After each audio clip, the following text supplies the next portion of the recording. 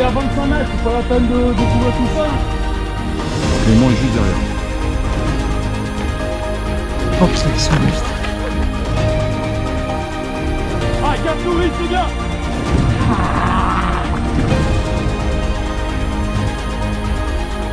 Putain, il fait vite ce con.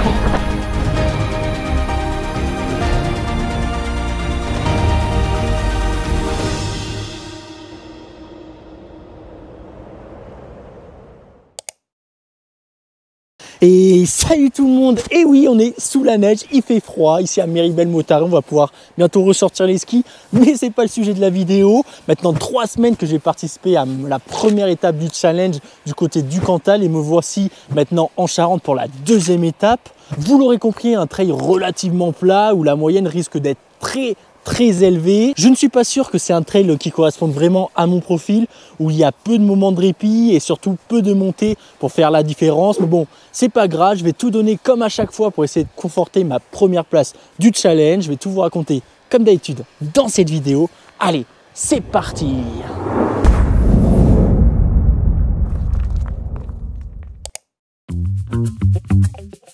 Bon, souvenez-vous, il y a tout juste 3 semaines, je me rendais dans le Cantal pour la première étape du challenge national, un trail dans la catégorie moyenne montagne où j'avais réussi à l'emporter, mettant dans le rétro mes concurrents directs pour cette première place du challenge. Maintenant, avec ces 200 points en poche, c'est l'heure de la deuxième étape du challenge, cette fois-ci dans la catégorie plaine en Charente, où l'objectif sera de sortir vainqueur pour conforter la première place et surtout vaincre mon partenaire d'entraînement Clément Christen, top 10 régulier au Templier et au championnat de France, ce qui annonce donc une grosse bataille pour notre première confrontation. Direction la Charente.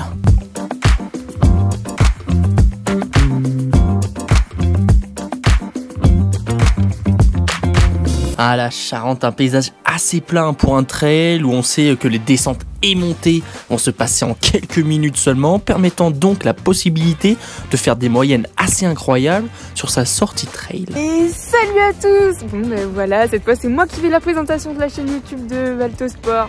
Ah, non, c'est une blague. Mais voilà, bon ben il y a Valentin qui arrive, regardez, il est au fond. Valentin là il va assurer grave, il est chaud patate, j'espère qu'il va se faire premier. Voilà, bienvenue au site du Chambon, c'est un très beau site, bonne découverte et bonne vidéo à tous. Mais bon, ce trail du Chambon, bien que roulant sur le papier, s'organise pour la 5e édition dans les gorges du Chambon, endroit peut-être des plus pentus de Charente, dans le centre de plein air du même nom, où il y a des dizaines d'activités proposées.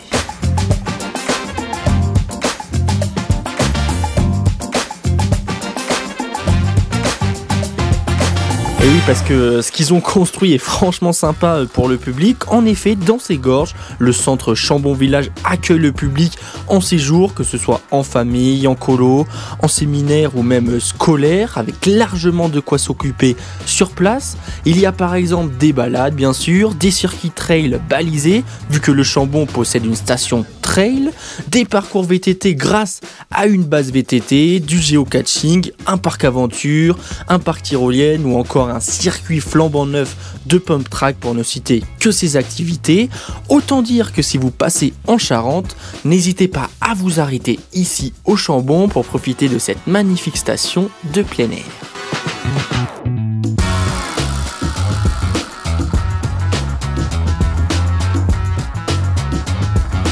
En tout cas, voilà, la course auquel je participe est bien sûr la plus grande, soit de 53 km, ne présentant que 1500 mètres de dénivelé positif. Sur le papier, c'est des standards beaucoup moins importants que ce que j'ai l'habitude de faire, surtout en dénivelé. Mais bon, mieux vaut ne pas sous-estimer le trail, car qui dit peu de dénivelé dit forcément une course beaucoup plus rapide, sans moment vraiment de répit. Pour parler de ma préparation, moi j'arrive la veille où j'aurai la chance de dormir au Chambon Village à peu près 20 mètres du départ. Pour une fois, je ne serai peut-être pas en retard le lendemain. Et bon, cette chambre, je l'avais pour moi tout seul et merci encore à l'organisation, car là je suis placé dans les meilleures conditions pour la course du lendemain qui aura lieu à 6h30, ce qui me donne un énorme avantage sur mes concurrents directs.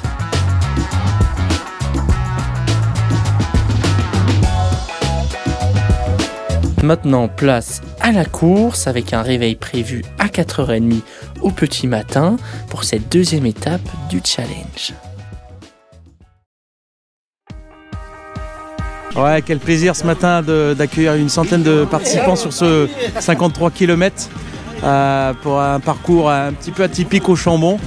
On se retrouve d'ici une demi-heure avec un parcours au top et puis une fête tout au long de la journée. On a une centaine de bénévoles qui œuvrent pour les participants depuis 3 jours, qui sont investis et dynamiques sur ce projet du Trail du Chambon, avec plein de surprises aussi pour les prochaines années. Le décor est une nouvelle fois posé par les acteurs de la course. Place au départ de ce 53 km en Charente pour cette deuxième étape du challenge national de trail long.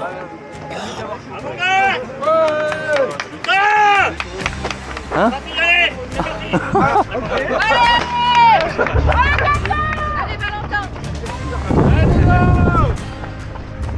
Eh, monte le plus haut, tu vas te prendre un arbre là. Allez, ça y est, on s'élance pour ce nouveau trail en pleine nuit et dans le froid de Charente. On est parti pour maximum 1h30, 2h avec la frontale allumée. Le départ est assez rapide, je dirais du 3,30 au kilo, sous l'impulsion d'Eugénis, comme au trail du Nipalou.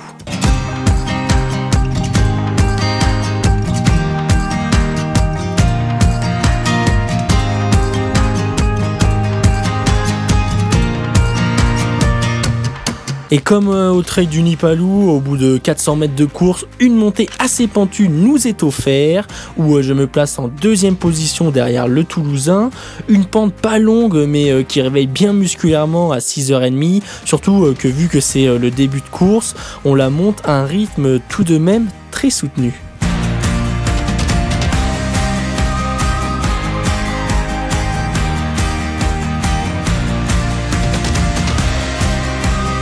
Et les 5 premiers kilomètres du parcours sont les plus durs, je dirais, des 50 km. Et ça, je le savais avec un petit repérage la veille. Un chemin qui comprend quelques passages un peu techniques comme ici.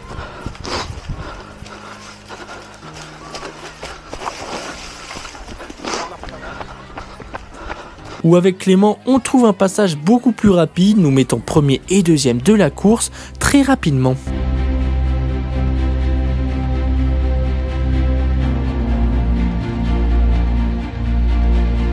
Arrivé au 5e kilomètre, c'est la fin de la technicité, on va dire, dans la forêt. Là, on a une énorme portion de 10 km pratiquement assez plat, voire plat carrément. C'est pour ça qu'à la fin de la montée, je vois Maxime et Clément mettre un rythme bien plus soutenu, que je suis bien évidemment. Nous faisons passer à ce moment-là dans un groupe de 6.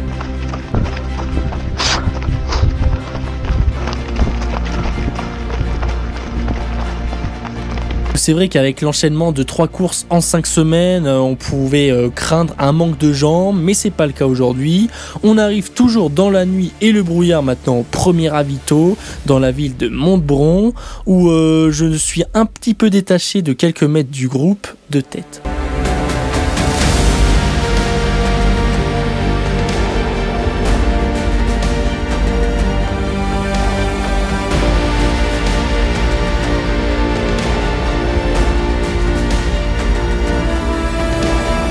Et sur ce ravito, tout le monde s'arrête un petit coup, sauf moi et Clément. On passe la première heure de course avec au compteur 14 km d'effectués. Autant dire que si on continue à ce rythme, on va pas y passer longtemps sur ce parcours.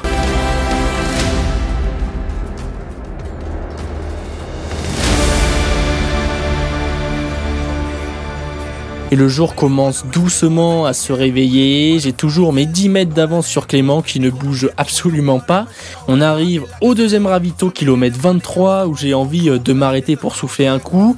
Mais vu que je sais que Clément est toujours à 25-30 mètres, je balance mon sac à ma mère, prends un nouveau et repars sans m'arrêter une seule seconde.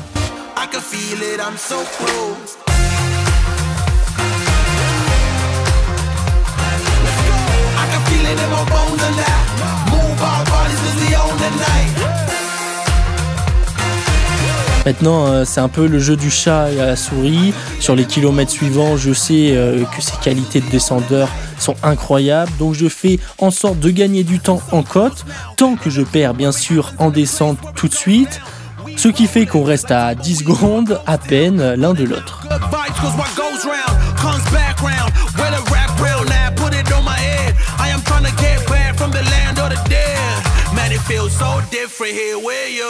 On continue comme ça, nous faisons passer au 30e kilomètre en 2 heures et 8 minutes. On a, je dirais, 3 minutes d'avance sur le 3e qui est Maxime et plus de 6-7 sur les autres. Et vu comment on se tire la bourre avec Clément, on n'est pas près de ralentir.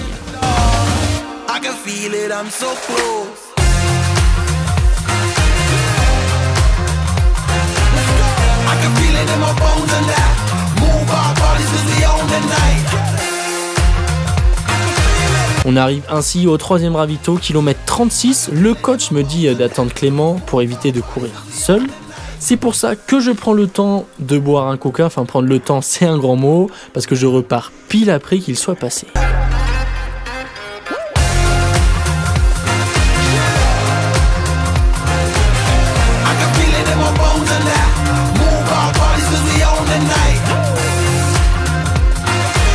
Et bon, après ça, il y avait une descente, et vu que sincèrement, pour moi, il fait partie des meilleurs descendeurs en France, tout simplement. Je n'arrive pas à suivre son rythme ici, mais bon, je m'accroche et fais l'effort de revenir sur le plat juste après.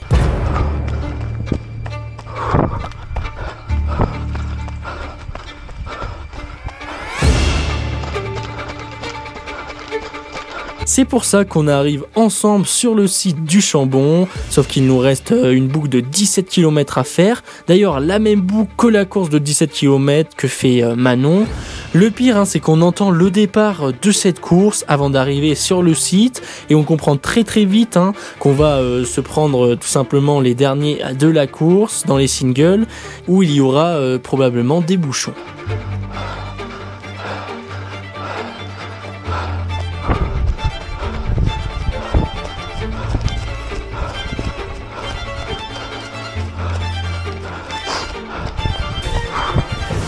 Et ça loupe pas, on a dû zigzaguer entre les gens qui marchaient pour les doubler dans les broussailles. Et après quelques chutes, à ce jeu-là, j'arrive à prendre de la distance sur Clément, même si bon, ça reste à peine 10 secondes encore.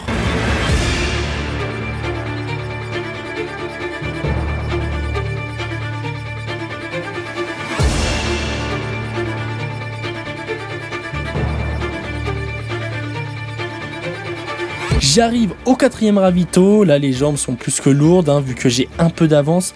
Je décide de m'arrêter pour souffler. Oh putain, ils sont là, vite. Oui, t'as tous les 17 à faire. Faut dire qu'il me laisse pas beaucoup de répit, parce qu'il pointe direct le bout de son nez, me faisant repartir quasiment 10 secondes après.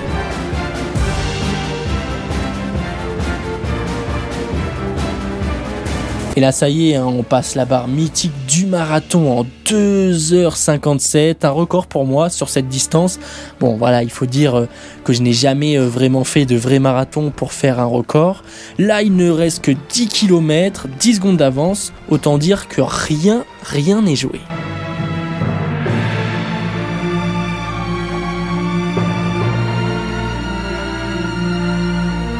Je me retourne, je vois qu'il est toujours là. On rattrape les concurrents du 17 km un à un et ça donne beaucoup de force, à tel point qu'à un moment je vois tout simplement le 6e de la course qui est nul d'autre que Manon.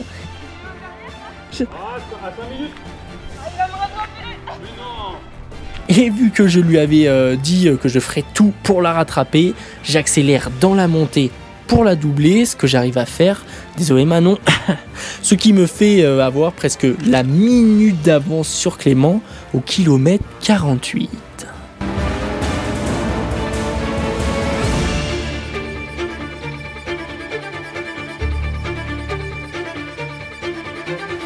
Et vous l'aurez compris, j'ai enfin au terme d'un gros effort réussi à lui mettre un peu de distance, chose que je n'avais pas réussi durant toute la course.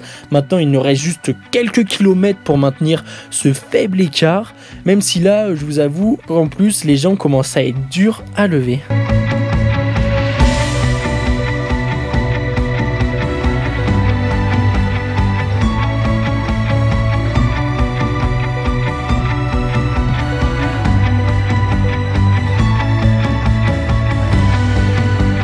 Et bon, hein, au bout d'un moment, je reconnais le parc aventure du Chambon. Je sais que l'arrivée est pas très loin maintenant. Je me retourne une dernière fois, je ne vois pas Clément.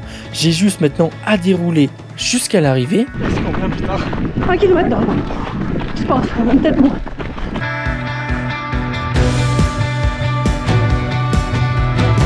C'est donc comme ça qu'après 51 km d'effort, je franchis cette ligne d'arrivée après 3h35 minutes d'effort en empochant les 200 points promis au vainqueur avec au final que 50 secondes d'avance et en fin de compte que 5 sur Maxime qui n'était pas si loin que ça.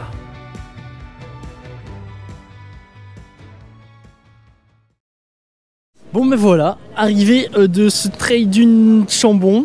Franchement la course a été incroyable, on s'est bien tiré la bourre avec Clément. 3h36 c'est quand même un assez gros chrono, mais bon c'était sûr que ça allait aller super vite vu qu'il n'y avait que 1300 mètres de dénivelé sur 50 bornes. Donc voilà, c'est top. En plus, sur ce trail du Chambon, il y avait l'équipe Canal+ qui était là pour filmer la course et présenter le Chambon. Et donc, j'ai été interviewé en tant que vainqueur de la course phare. L'émission sera disponible sur Canal Sport 360, je crois, le 18 décembre. En tout cas, si ça vous a plu, n'hésitez pas à vous abonner et à laisser un commentaire pour nous soutenir. Nous, on se retrouve comme d'habitude dans 15 jours pour une prochaine vidéo. Allez, ciao!